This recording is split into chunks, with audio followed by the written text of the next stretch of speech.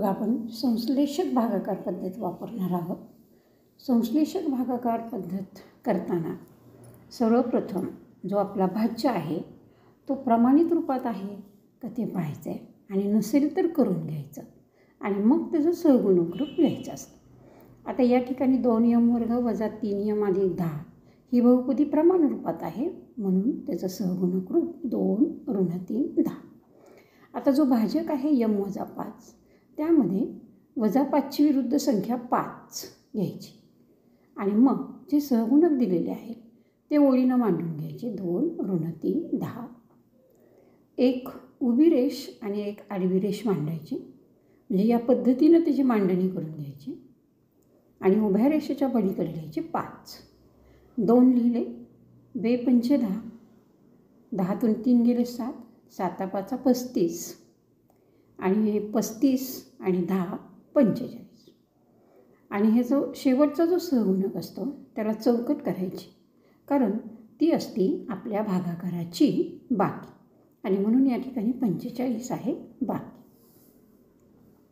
आता जो भागाकार आलेला आहे या ठिकाणी तो सहगुणक रूपात आलेला आहे, आणि म्हणून भागाकाराचं सहगुणक रूप जे आहे ते म्हणजे 2 आणि 7.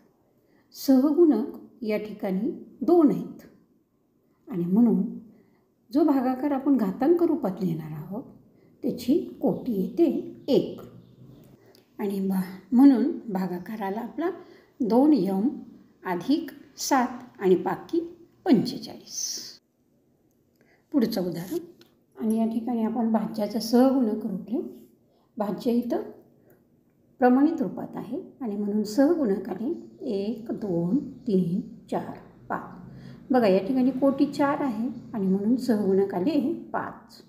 भाज्य आहे x अधिक 2 अधिक 2, म्हणजे त्याची विरुद्ध संख्या ऋण 2 ना आपण या ठिकाणी भागाकार करणार आहोत. आता पहिल्यांदा मांडणी करून घेऊया. बघा, 1 2 3 4 आणि 5, आणि ऋण 2 आपण भागाकाराच्या त्या ठिकाणी लिहूया. बघा, 1 आहे तसेच, 1 गुणिले ऋण 2 आलं, ऋण 2 आणि धन 2 0, 0 गुणिले ऋण 2 0, 3 3 दोन्ही ऋण 6, 4 आणि ऋण 6 ऋण 2 आले, आणि ऋण 2 गुणिले ऋण 2 4, आणि 5 आणि 4 आले 9, आणि ही झाली आपली बाकी. म्हणजे भागाकाराचे रूप 1 0 3 आणि ऋण 2.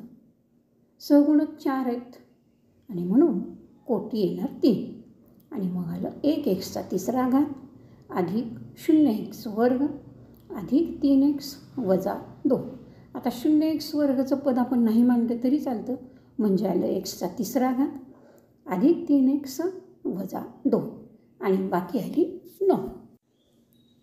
आता पुढच्या उदाहरणामध्ये भाज्य आहे y चा तिसरा घात वजा 216.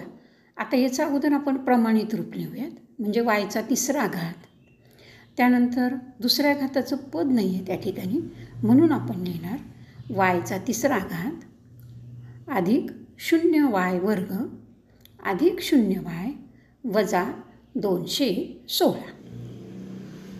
आणि मग सहगुणक रूप या ठिकाणी येणार आहे 1 0 0 आणि ऋण 216. आता भाज्य आहे y वजा 6. आता वजा 6 म्हणजे या ठिकाणी ऋण 6 ची विरुद्ध संख्या धन 6 आपण घेणार. मग आता आपण खाली मांडणी करून घेऊ. 1 0 0 ऋण 216 16 आणि 6. आता पहिला 1 सहगुणक आहे तसं लिहायचा. 1 6 6, 0 6 6, 6 6 36, आणि 36 गुणिले 6 216, आणि ऋण 216 आणि धन 216 याची बेरीज झाली 0, म्हणजेच आपली बाकी या ठिकाणी आलेली आहे 0. आणि आता सहगुणक रूप आलं 1 6 36, आणि घातांक रूपातील भागाकाराला 1 y चा वर्ग अधिक 6y अधिक 36 आणि बाकी आली 0. आता या ठिकाणी बहुपदी जे आहे ते प्रमाणित रूपात नाही आहे, त्यामुळे अगोदर आपण ती प्रमाणित रूपात करून घेऊयात.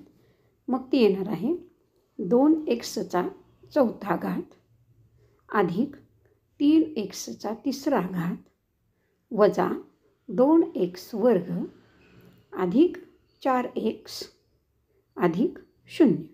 म्हणजे याचं सहगुणक रूप काय येणार आहे तर 2, 3, ऋण 2, 4 आणि 0.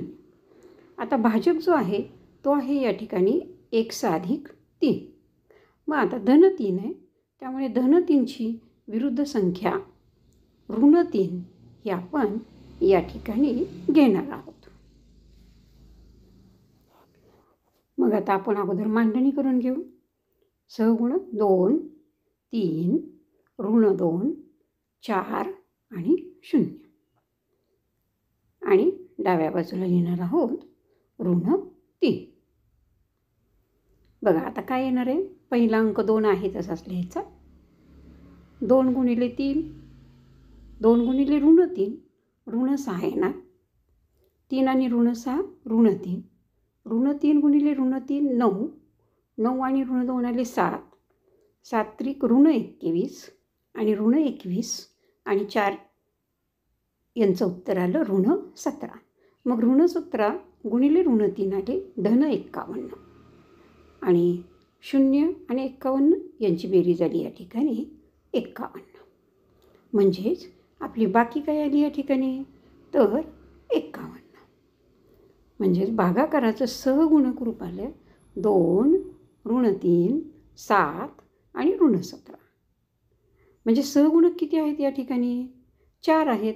मग कोटी किती येणार आपली 3 येणार. म्हणजेच घातांकाचं रूप आलं 2x तिसरा घात वजा 3x अधिक 7 वजा 17 आणि बाकी येणार आहे 51. तर पुढील उदाहरण. आणि या ठिकाणी अगोदर आपण बहुपदी भाज्य जो आहे तो प्रमाणित रूपात लिहूयात. आणि मग तो काय येणार आहे तर x चौथा घात अधिक 0x तिसरा घात वजा 3x वर्ग अधिक 0x वजा 8. भाजक आहे या ठिकाणी x अधिक 4. म्हणजे धन 4ची विरुद्ध संख्या ऋण 4 ही आपण या ठिकाणी घेणार आहोत. आता भाज्य जो आहे त्याचे सहगुणक रूप आपण ओळीनं लिहूयात. मग आता त्याचे सहगुणक रूप काय आलं तर 1, 0, ऋण 3, 0 आणि ऋण 8. आणि त्याला आपण डाव्या बाजूला काय लिहिणार आहोत तर ऋण 4. आता पहिला सहगुणक 1 आहे तसाच लिहूयात. 1 गुणिले ऋण 4, ऋण 4 आलं. ऋण 4 आणि 0, ऋण 4 आले. ऋण 4 गुणिले ऋण 4 धन 16, 16 आणि ऋण 3 13, 13 गुणिले ऋण 4 ऋण 52, ऋण 52 खाली तसेच आले आणि ऋण 52 गुणिले 4 आलं 208. हे धन 208 आले आणि ऋण 8 आणि 208 यांची बेरीज झाली 200 आणि 200 हीच आपली असणार आहे बाकी. म्हणजे आपलं भागाकाराचं सहगुणक रूप काय आलं 1, ऋण 4, 13 आणि ऋण 52. म्हणजे सहगुणक किती आले या ठिकाणी 4. म्हणजे कोटी येणार आहे 3. म्हणजे भागाकाराला 1x तिसरा घात वजा 4x वर्ग अधिक 13x वजा 52. बाकी आली 200. बघा आता पुढचं उदाहरण.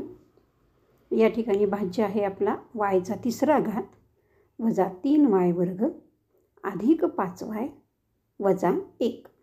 आणि या ठिकाणी हा जो भाज्य आहे तो प्रमाणित रूपात आहे. म्हणजे त्याचं सहगुणक रूप काय असणार आहे तर 1, ऋण 3, 5 आणि ऋण 1. आणि भाजक आहे y वजा 1 आणि वजा 1 ची विरुद्ध संख्या असणार आहे 1. ती आपण या ठिकाणी घेणार आहोत. आता सहगुणक रूप म्हणूया. 1 ऋण 3 5 आणि ऋण 1 आणि 1 डाव्या बाजूला मांडून घेऊ. आता पहिला सहगुणक 1 आहे तसा मांडून घेऊ. 1 1 1 ऋण 3 आणि 1 आले ऋण 2. पुन्हा ऋण 2 आलं. 5मधून ऋण 2 गेले, 3 उरले.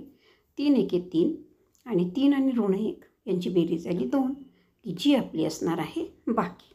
म्हणजे भागाकाराचं सहगुणक रूप येणार आहे 1 ऋण 2 आणि 3. सहगुणक 3 आहेत म्हणजे आपली भागाकाराची कोटी असणार आहे 2. आणि मग भागाकाराला 1y दुसरा घात वजा 2y अधिक 3 म्हणजे भागाकाराला y वर्ग वजा 2y अधिक 3 आणि बाकी आहे 2.